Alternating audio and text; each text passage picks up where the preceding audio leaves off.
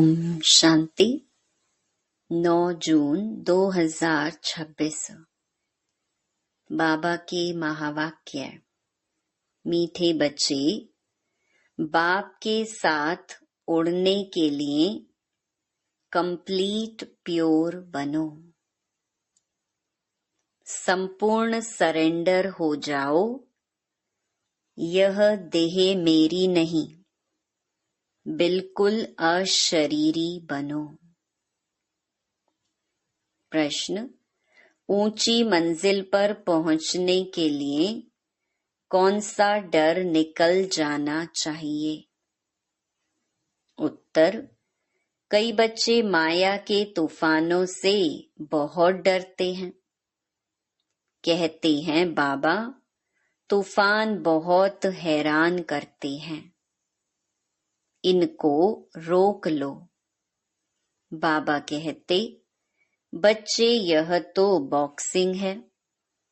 उस बॉक्सिंग में भी ऐसा नहीं एक ही ओर से वार होता रहे। अगर एक 10 थप्पड़ मारता तो दूसरा 5 जरूर मारेगा। इसलिए तुम्हें डरना नहीं है। महावीर बन विजयी बनना है, तब ऊंची मंजिल पर पहुंच सकेंगे। गीत। दर पर आए हैं कसम लेके। ओम शांति। बच्चों ने गीत सुना। जरूर गीत में कोई रहस्य भरा हुआ है, जो रिकॉर्ड खरीदकर बाप बैठ इनका अर्थ समझाते हैं। इसको कहा जाता है जीते जी मरकर बाप का बनना। बाप का बनने के बाद टीचर का बनना। टीचर के बाद फिर मेजॉरिटी गुरु करते हैं। क्रिश्चियन लोग को भी जब बच्चा पैदा होता है तो क्रिश्चियनाइज करते हैं, गुरु की गोद में जाकर देते हैं। फिर पादरी हो या कोई भी हो। पादरी तो क्राइस्ट नहीं हुआ, कहेंगे उनके नाम पर हम क्रिश्चियन बनते हैं।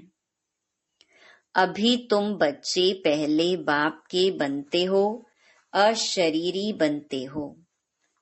हमारा तन मन धन जो कुछ है वह बाबा को अर्पण करते हैं।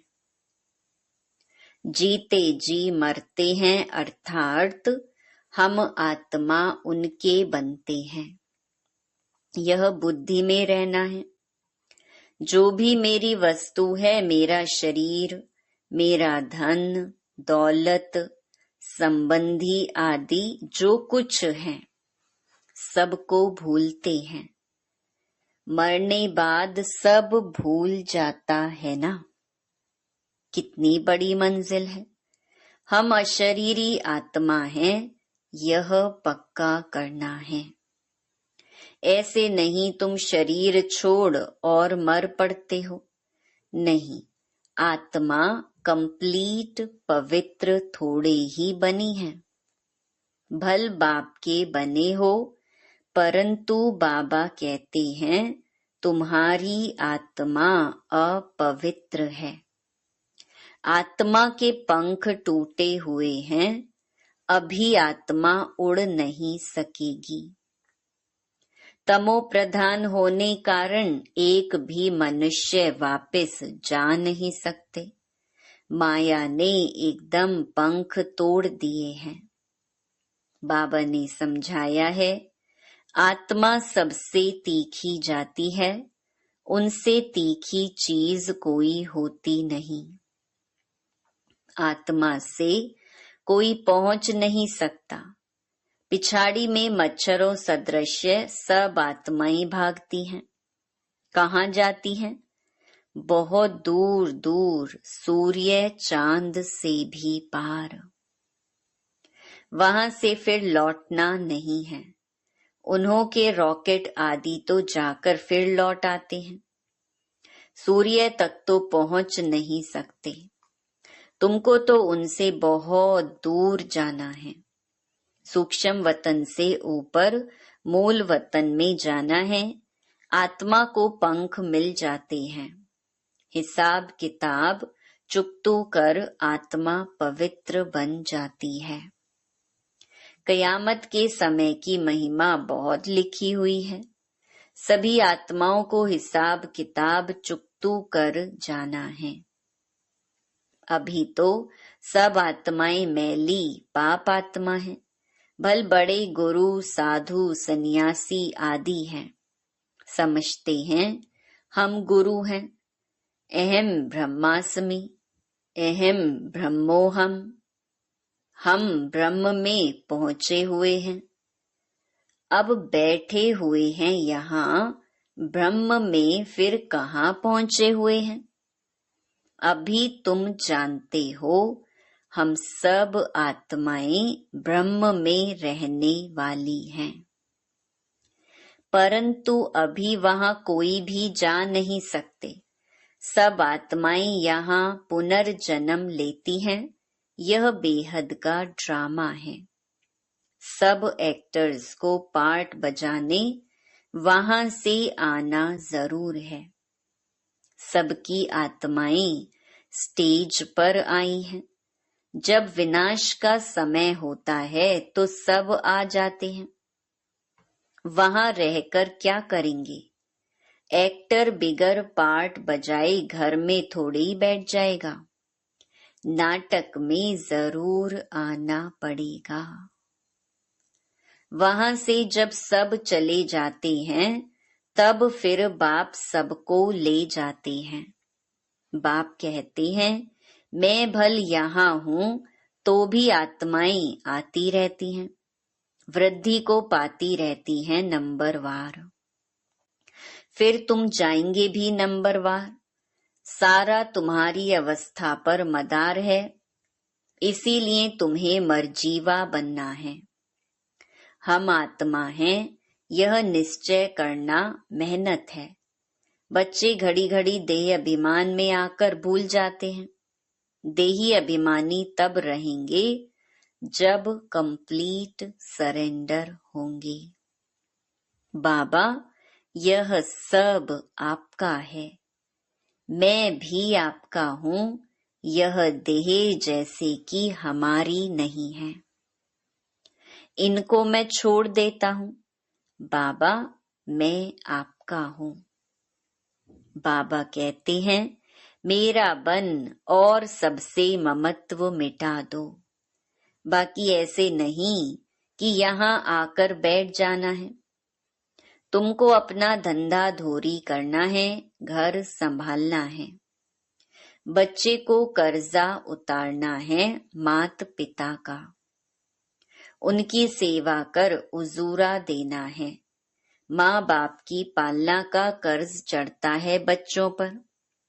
अब बाप तुम्हारी पालना कर रहे हैं। शुरू में जो भी आए थे सबने झट सरेंडर कर दिया। अपने पास कुछ नहीं रखा। उस धन से तुम बच्चे भारत को पावन बना रही हो। भारत ही बिल्कुल पवित्र था। भारतवासियों जैसा पवित्र सुखी कोई हो नहीं सकता। भारत सबसे बड़ा तीर्थ है, जहाँ पतित पावन बाप आकर सारी सृष्टि को, पतितों को भी पवित्र बनाते हैं। अभी यह तत्व आदि सब दुश्मन हैं। अर्थक्वेक होगी, तूफान लगेंगे, क्योंकि तमो प्रधान है। नेचुरल कैलेमिटीज आएंगी, बहुत दुख देंगी। इस समय सब दुख की चीजें हैं। सतयुग में है सब सुख की चीजें। वहां यह तूफान व गर्म वायु आदि कुछ नहीं होता। तुम्हारे में भी यह बातें बहुत थोड़े ही समझते हैं। आज हैं कल नहीं हैं तो कहेंगे कुछ नहीं समझा। भल यहाँ आते हैं, परंतु सब कायम थोड़े ही रहते हैं। यहाँ से गए 10 दिन के बाद समाचार लिखेंगे, बाबा फलाने को माया खा गई। ऐसे होता रहता है। छोटे फूल बड़े हों तो उनमें फल आ जाए, उनमें फिर दूसरों को आप समान बनाने की ताकत रहती है, उनका फल निकलता है। बाप के बने फिर प्रजा भी बनानी है, वारिस भी बनाना है।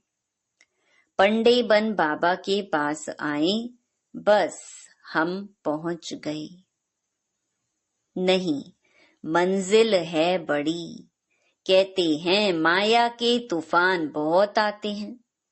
तुम बाप के बने हो, तूफान तो आएंगे।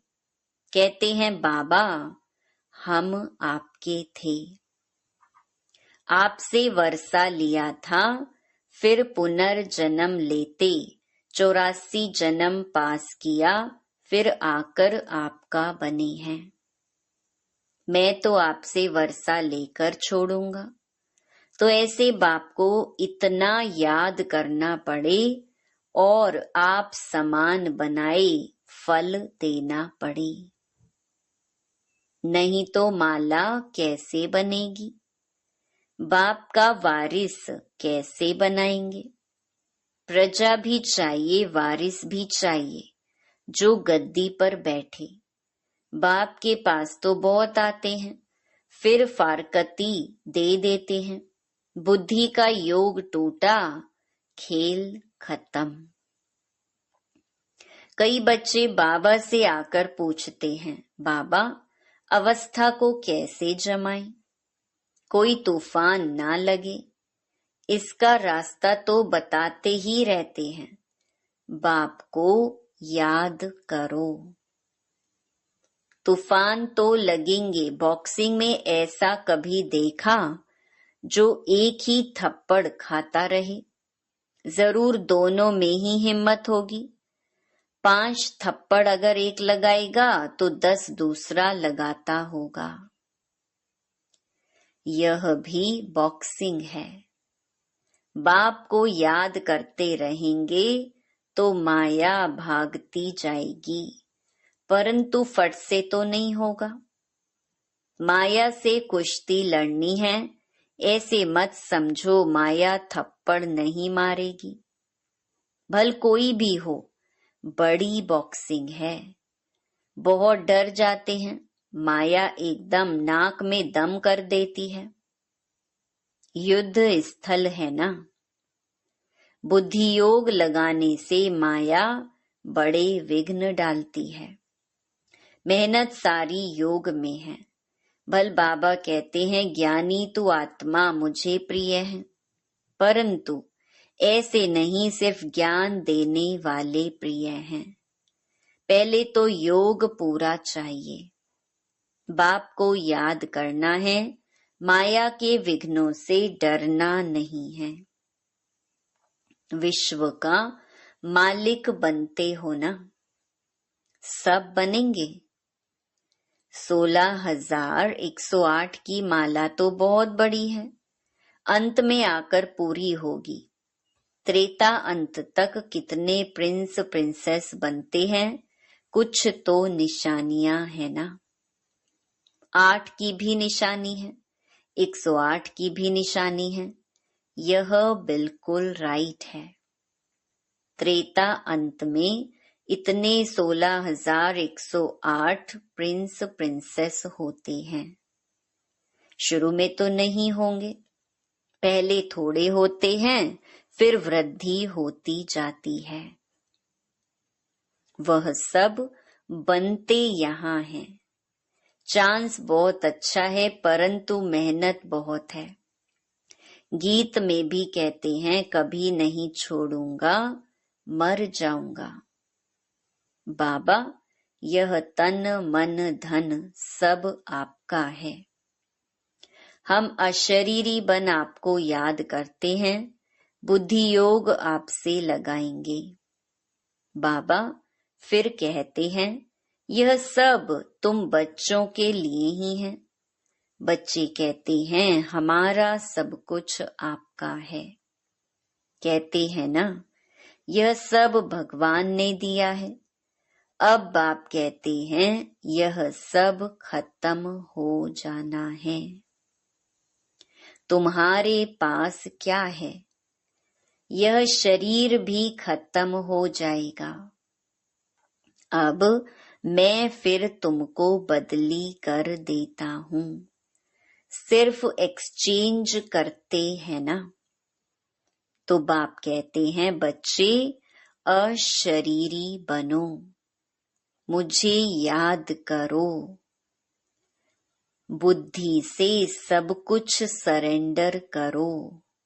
राजा हरिश्चंद्र की कथा है ना, बोला अमानत रख दो। बाप कहते हैं इन सभी शास्त्रों आदि का सार तुमको समझाता हूँ। मैंने ही तुम्हें ब्रह्मा मुख द्वारा राजा रानी बनवाया था, फिर अब बनाता हूँ। कभी भी मनुष्य मनुष्य को गीता सुनाए, राजयोग सिखलाए, राजा रानी बना ना सके। फिर गीता सुनने से क्या फायदा? बाप कहते हैं मैं खुद कल्प कल्प आकर तुमको स्वर्ग का मालिक बनाता हूँ। हमारे बनेंगे तब तो वारिस बनेंगे ना। तो जितना योग में रहेंगे उतना शुद्ध बनते जाएंगे। बाबा यह सब आपका है, हम तो ट्रस्टी हैं। आपके हुक्म बिगर हम कुछ भी नहीं करेंगे। शरीर निर्वाह कैसे करना है वह भी मत लेते हैं। अक्सर करके गरीब ही पूरा पोता मेल देते हैं, साहूकार दे ना सके। सरेंडर हो नहीं सकते, कोई विरला निकलता है। जैसे एक जनक का नाम है, बाल बच्चे हैं, जॉइंट प्रॉपर्टी है, तो वह अलग कैसे हो?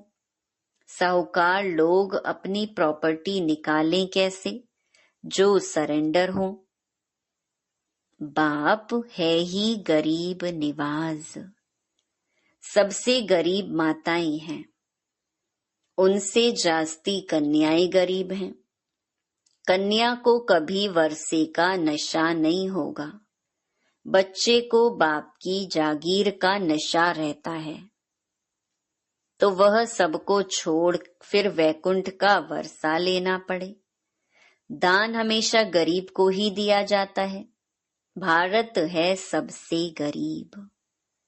अमेरिका बहुत साहूकार है, उनको वर्षा देते हैं क्या? भारत सबसे साहूकार था और कोई धर्म नहीं था, सिर्फ भारतवासी ही थे। एक भाषा थी, गॉड इज वन। मैं वन सॉवरेंटी, वन धर्म, वन भाषा स्थापन करता हूँ। वन ऑलमाइटी, वन गवर्नमेंट स्थापन करता हूँ। वन से फिर 2, 3 होंगे। अभी कितने धर्म हैं? फिर जरूर वन धर्म आना चाहिए। 5000 वर्ष की बात है, वन धर्म था। विद्वानों ने सतयुग की आयु लाखों वर्ष लगा दी है। समझते नहीं सतयुग क्या होता है। समझते हैं स्वर्गवासी हुआ, शायद ऊपर चला गया। दिलवाड़ा मंदिर में भी स्वर्ग ऊपर छत में है, तो मनुष्य मूंझ जाते हैं। वास्तव में स्वर्ग कोई ऊपर नहीं। तुम अभी जानते हो बाबा के पास जाकर फिर यहाँ ही आकर राज्य करेंगे। यह ज्ञान बुद्धि में रहना चाहिए, जो कोई को समझा सको। कच्चे को तो माया चिड़िया खा जाएगी, इसीलिए फोटो भी मंगाए जाते हैं, रजिस्टर रखा जाता है। बाबा के पास समाचार आता है, फलाने ने एक ही ऐसा ज्ञान का तीर मारा जो मैं बाबा का बन गया। शास्त्रों में भी लिखा हुआ है, कुमारियों द्वारा बाण मरवाई। अरे, बाप को क्यों भूले हो? इसको ज्ञान बाण कहा जाता है। सिर्फ बाप की याद दिलानी है, बाकी कोई हिंसक बाण की बात नहीं है। बाबा कहते हैं, मैं ब्रह्मा मुख से सब शास्त्रों का राज तुम्हें समझाता हूँ। ब्रह्मा तो जरूर यहाँ होना चाहिए। उन्होंने फिर विष्णु के नाभि कमल से ब्रह्मा दिखाया है। जानते कुछ भी नहीं। मनुष्यों को तो जो आया सो लिख दिया। गंदगी तो बहुत है, रिद्धि सिद्धि वाले भी बहुत हो गए हैं। सच जब निकलता है तो झूठे उसका सामना करते हैं। अब तुम समझते हो कि शिव बाबा है निराकार और यह ब्रह्मा है साकार। बाकी नाभि आदि की तो कोई बात ही नहीं है। अच्छा, मीठे मीठे सिकिलधे बच्चों प्रति मात पिता बाप दादा का याद प्यार और गुड मॉर्निंग। रूहानी बाप की रूहानी बच्चों को नमस्ते। धारणा के लिए मुख्य सार। पहला, अब ज्ञानी तू आत्मा बनना है। सिर्फ ज्ञान सुनने सुनाने वाला नहीं, याद की भी मेहनत करनी है।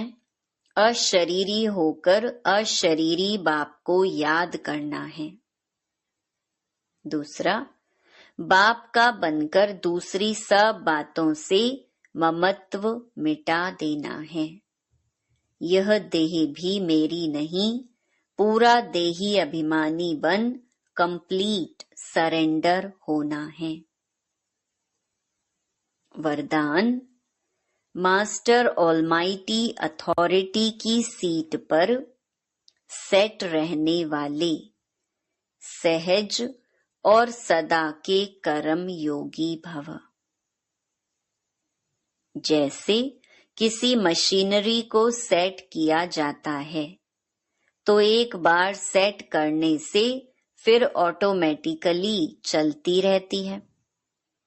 इसी रीति से मास्टर ऑलमाइटी अथॉरिटी की स्टेज पर स्वयं को एक बार सेट कर दो तो कभी कमजोरी के शब्द नहीं निकलेंगे। हर संकल्प, शब्द व कर्म उसी सेटिंग प्रमाण ऑटोमेटिक चलते रहेंगे। यही सेटिंग सहज और सदा के लिए कर्म योगी निरंतर निर्विकल्प समाधि में रहने वाला सहज योगी बना देगी। स्लोगन, मैं के बजाय बाबा बाबा कहना यही याद का प्रूफ है। ये अव्यक्त इशारे सदा हर्षित रहने के लिए अपनी नेचर को सरल बनाओ, सहनशील बनो। जो सहनशील है वही ड्रामा की ढाल पर ठहर सकता है और हर्षित रह सकता है। सहनशीलता नहीं तो ड्रामा की ढाल को पकड़ना भी मुश्किल है। इस समय जो भी कर्म करते हो उसमें करन करावन हार की स्मृति सदा रही। कराने वाला बाप है, करने वाला निमित्त है। अगर यह स्मृति में रख कर्म करो तो अनुभव होगा कि साक्षी हो जैसे पार्ट बजा रही हैं। अच्छा, ओम शांति।